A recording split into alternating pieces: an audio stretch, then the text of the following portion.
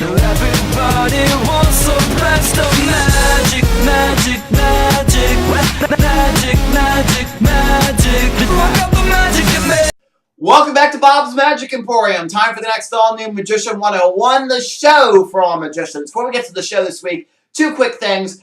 Make sure to check out the behind-the-scenes experience video, the two-screen experience that I did of this room and Challenging Tuesdays yesterday. If you haven't seen it, it's a really cool video where I show off this room 360 degrees, and then I show you how I make a 444RR video. So that's a lot of fun. Go check that out. Maybe if you like the two-screen experience, on the two-screen experience video, comment. Maybe I'll make more of those for other shows too, like when I do trick questions or I do this show. Maybe I'll do a two-screen experience for those. If you want me to, comment your thoughts on that two-screen experience video.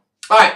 And also, if you're going to be one of my phono buddies for Who Wants to Be a YouTube Billionaire, please get those into me by tomorrow because I want to start working on that. So if you don't know what that is, that's my interactive game show, and you'll see what that is when I actually put that out on this channel. All right, make sure to post your questions down below for next week. I'll give them an answer. Mr. Tadpole221 has the first question. The first question is, have you ever been to a magic convention? If so, did you like it? Never been to one. I've always wanted to go to one, but I've never been able to go.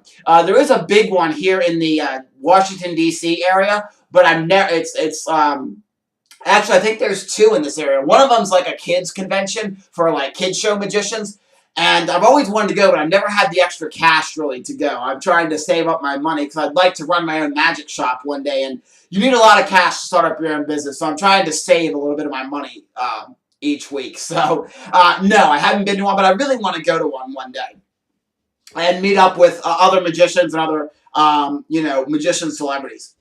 All right, he also says, what is your favorite fruit and do you like kangaroos? That's such a weird question. That's a random question. I like getting the random questions like that, but that is completely random. Kangaroos. Why that animal? Anyways, my favorite fruit is bananas. Love bananas. I actually don't really eat that many fruits. I think I eat more vegetables than I do fruits. But I love bananas. My favorite vegetable is broccoli. I love eating broccoli. A lot of people don't like broccoli. I love raw broccoli with low-fat ranch dressing. Like the low-fat stuff. So it's somewhat healthy to eat broccoli with dressing. Yeah. Or also, broccoli with honey mustard is very good, too. I use the Ken's honey mustard. That's really good, too. All right, getting off topic. So broccoli and my favorite vegetable fruit is banana. And do I like kangaroos? Yes, I do. I love any of the marsupial animals, like kangaroos and koala bears and opossums. And by the way, possums are the only marsupial native to North America. So kind of a neat little bit of tidbit there. And Mr. Tadpole also says, would you recommend Penguin's 5 for $99 deal? Thanks and keep up the good work. I'm running out of magic questions. Mr. Tadpole, please don't ever run out of magic questions because you have some really good ones. And I love answering your questions. So try to think of some more if you can because I love seeing your name each week. All right. Anyways, the Penguin Magic 5 for $99 deal. Like I say, I don't order from Penguin Magic at all anymore because I told you the story. They had very bad customer service with me. They shipped out, I bought a close-up pad off there because I needed a new one. And it took them like 4 or 5 weeks to send it to me. And about 3.5 weeks later, after I placed the order, I messaged them like, I haven't got my order yet. What is going on here? And they're like, we have no recollection of you placing this order. And then the close-up pad showed up to my house. They were very, very bad customer service there. I didn't like that. That's why I switched and I started using Elmwood Magic for a while. Then I found Magic Geek, and now they're my exclusive online magic store that I buy from. So, but anyways, I did check out Penguin Magic's 5 for a $99 deal. And it is actually a really good deal because I saw some tricks on there such as like overstuffed and 3D advertising that are like $29 tricks. And if you got 4 tricks that were $30 each, you're saving some money there. So I really recommend doing their deal. But like I say, I would never order from them again because of their customer service. And, you know, for me, working retail, because I work at the Hallmark store, a Hallmark card store, you know, I've seen bad customer service. And, you know, it's a turnoff for me. I don't go to places if I get bad customer service. So, you know, Penguin Magic lost me as some business. So, I mean, I had bought a couple, I should be truthful, I have bought one thing from them after I got bad customer service, but because the price was so good on it, I couldn't pass it up, and that was my briefcase table by JL. It was lower priced than anything I ever saw. I bought it, and it was still not as fast as like Magic Geek or Elmwood Magic or Magic Warehouse is with their shipping, so... I don't buy from them very often. Not at all. All right, Wayne Carter has the next question. Is that a sucker die box on your shelf? And if so, how well do the kids like it? I have a sucker coin box. Kids love it, and I was thinking of getting the die box for bigger audiences. This is a sucker die box right here, by the way. It is a fantastic trick. Basically, if you don't know what this trick is, the premise of it is you have a die, you put it in the box, and you talk about how the die is going to disappear. But all you really do is tilt the box one way or another, and you can hear the die sliding around the box. The die goes like, and you can hear it move, and then you open the one door, and the kids are like, it's in the other side. And then you say, oh, it's on the other side. You close the door, you tilt it back the other way, and you open the other door, and the kid's like, you just tilted it. And then you say, oh, do you want to see both doors open? You turn the die box around so the doors are facing you, open all the doors, and the kids are like, no, no, no. And you close them up, and you say, what? I showed you all the doors open. And then you finally show all the doors open, facing the audience, and the die has disappeared and ended up back in a hat or some other place. It's a really great trick. I love it. Kids love shouting. Anytime, at least for me, when I can get the kids to shout something. Like in the trick, you might have seen it, Wayne, the Cakes and Taters trick with my 5-year-old niece. I do that trick all the time at like my farmer's market gig now for the little kids that are there, because usually there's like 6 and 7 and 5-year-old kids there. So I'll do that, and the kids just shout out, snake, snake. Anytime I can get the kids to shout something in my magic shows, like in the die box, when they shout out, it's on the other side, it's on the other side. Or I do something like, hippity hop rabbits, and when I say, oh, you want me to turn the rabbits around? Okay, and then I spin around with the rabbits. They're like, no, turn it around this way. I just love getting the kids to shout something. So this is a great trick to have. If you like getting your kids in kids shows to shout something, that's a really great way to do it. And Wayne Carter also says, what is your favorite coin trick? All right, my favorite coin trick, I don't do very much money magic, because actually that's the one thing in magic I'm not very good at, is the sleight of hand required for money magic. But there are 2 coin tricks that I do somewhat, I guess I wouldn't really call 2. I guess there's 4. There's 4 coin tricks that I do regularly. 2 of them, the contraption does all the work for you, so there's no really sleight of hand involved. But one of them that I use a lot is Barry Taylor's Ultimate Penny Routine. Barry Taylor being the owner of the now closed Barry's Magic Shop. But he put out this DVD a few years ago, and what it is, you take a regular sized penny, and you tell your audience, oh, you can't see it. So it turns into a penny that's the size of a $50. You do some vanishes and appearances of this penny that's the size of a $50, and then you make it turn into this big boy right here. And it's a fun little trick. It takes no longer than like 40 seconds to do. So it's a nice trick if you only have a few moments with somebody, like in a walk around situation, or you're doing restaurant work and the manager walks up and says, that table's food is going to be, 2 minutes late. Can you go over there and do a little magic? And you walk over there, do a quick coin trick, and their food comes out. It's a great trick because it's not too long, it's not too involved, and that's a really great trick. Another good one that I like is Scotch and Soda. That's a great one, but the company tricksandwands.com, who is Mom Croswell's, you may know them at the Maryland Renaissance Festival, they put out a Scotch and Soda version last year that I absolutely love, and I do it at the farmer's market a lot, so that's a good one. They've also put out a trick called the Penny Pedestal, and that one you can get on their website, tricksandwands.com. And that is a trick where you have this little pedestal. You might have seen it down here in the magic shop counter, but it's a little pedestal. It's got a mirror on top, and you place a penny on the table. You say, I'm gonna double your money. And you show the reflection in the mirror, gets a little bit of a joke, place the pedestal on top, snap your finger, lift up, and the penny is transformed into a dime. Really fun trick. But again, that does all the work for you, so it's not really a sleight of hand based coin trick. And the coin funnel. That's another great one where you had the funnel and you make coins basically penetrate through a $50 inside of this funnel. Really fun trick. Really fun trick. And while we're on the subject of money magic, I saw a magician at the beach. Actually, he came up to me. I was doing my street magic, getting ready to start my show. This is when I went out one night after dinner. I walked out, started setting up, and this guy's like, "Oh, you're a magician. I'm one too." And he's like, "You know, what kind of magic do you do?" We started talking for a while, and he's like, "I have this money trick. If I have it on me, let me check." He did this trick where, and the name of it is called greed, where you have a dollar bill, and then you change it into a $5 bill, change the $5 bill into a $10 bill, and then the $10 bill into a $20 bill. And then at the end of the trick, you say, "Would you like to have the $20? And then the $20 turns into 2 quarters. And you say, "Don't be greedy." And it is a great trick.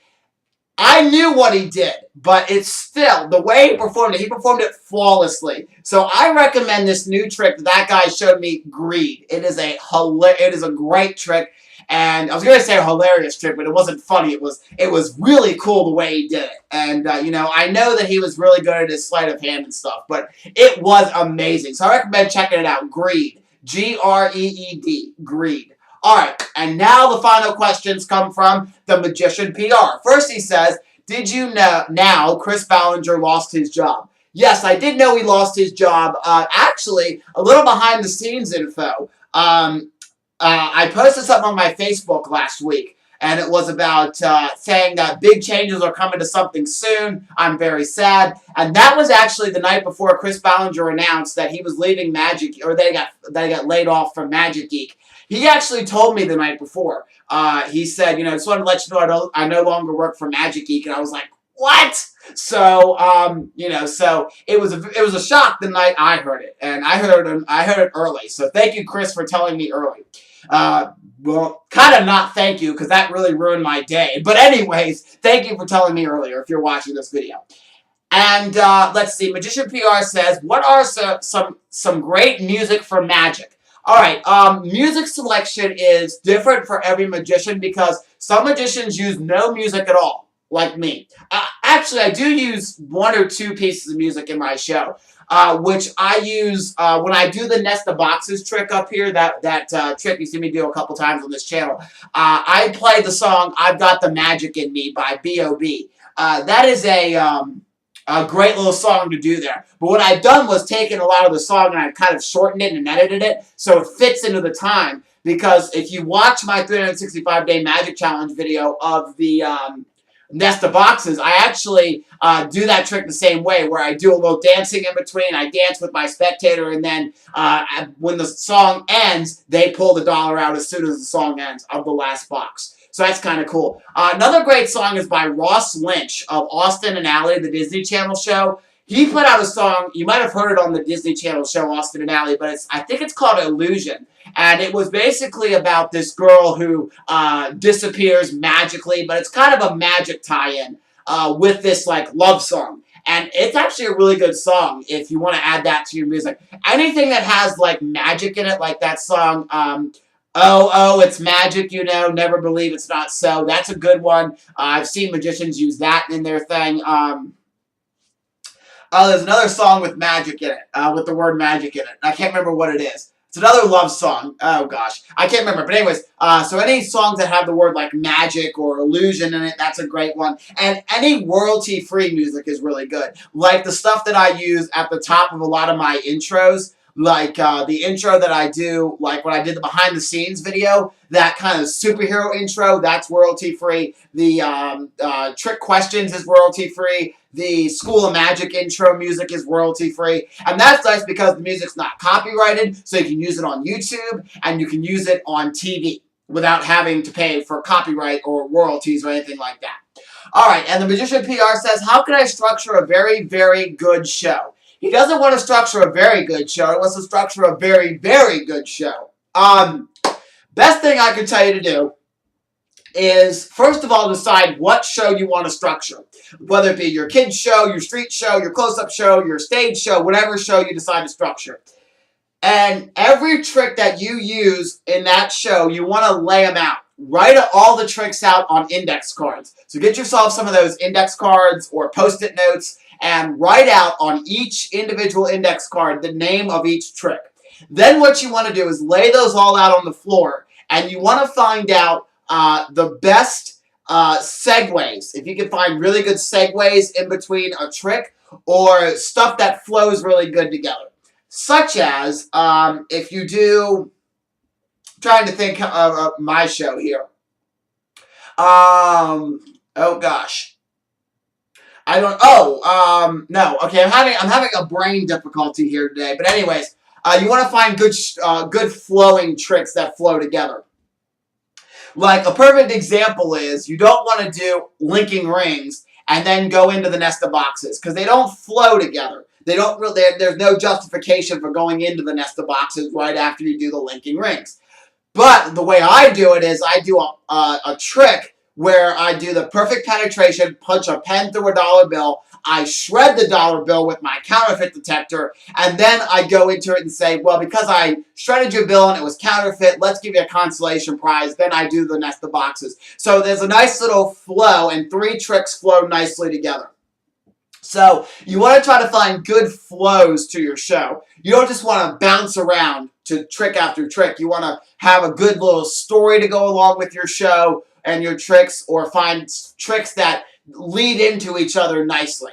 So another thing you don't want to do is you don't want to do something like the Bontwana, which is the appearing flower thing. Let me get it down. You don't want to do this one and then go into a card trick and then do something like the drooping flower next, because you have no justification. What I do is when I do the drooping flower, because the drooping flower looks kind of like these, I will put a drooping flower. I'll have one hiding behind my case, my suitcase table, and I'll reach behind it and I'll say, let's pick one of these flowers. And I'll pick it out and I'll do the drooping flower. And it's really fun because it's a nice little segue. So that's a good thing to do too, is a nice little segue. And also another thing you want to do too is you also want to do your best tricks last. Don't start off with your good tricks, because then everything else after the good tricks are going to go downhill. You want to have basically like a story. If you think about when you read a book, there's always a beginning, there's an arc, the arc of the story in the middle, and then you have the conclusion or the crescendo at the end. So you want to have that in your magic. You want to start off with something simple at the beginning and then do kind of the intermediate stuff and then really give them a nice punch at the end to really end your show. So that's some tips I can give you, especially the laying out of the index cards is really, really good.